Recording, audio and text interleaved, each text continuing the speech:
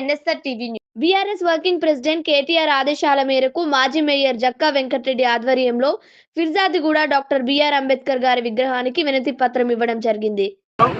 గౌరవ doctor BR Ambedkar గారి యొక్క విగ్రహానికి ఈరోజు వినతి పత్రాలు ఇవ్వడం జరిగింది.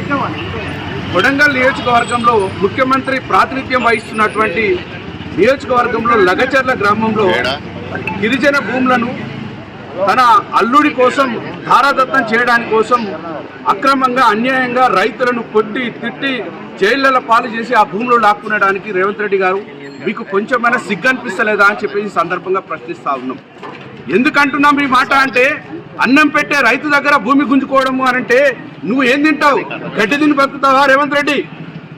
అన్నం పెట్టే రైతన్నను ఒప్పించి మెప్పించి సామరస్యంగా చేసుకోవాల్సినటువంటి ఇలాంటి పనులను నీ అల్లుడి స్వార్థం కోసం, నీ బిడ్డ సుఖ సంతోషాల కోసం, నీ తమ్ముళ్ళ సుఖ సంతోషాల కోసం గిరిజన రైతులు, పేద గిరిజన రైతులను నెలల తరబడి జైల్లో బంధించినటువంటి చరిత్ర నీ పాపం ఇప్పటికీ పోదు, ఎప్పటికీ పోదు. నిన్ను ఖచ్చితంగా వెంటాడుతూనే ఉంటుంది.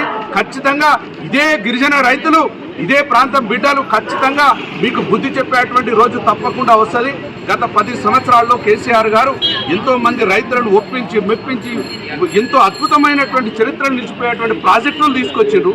కానీ నీ అల్లుడి కోసం, నీ తమ్ముళ్ళ కోసం, నీ బిడ్డ కోసం ఇలాంటి దుర్మార్గమైనటువంటి పనులు చేసి దౌర్జన్యం చేసి పేద రైతుల దగ్గర భూములు గుంజుకునేటువంటి సంస్కృతిని ఇప్పటికైనా మానుకో అని చెప్పేసి కూడా హెచ్చరిస్తా ఉన్నాం.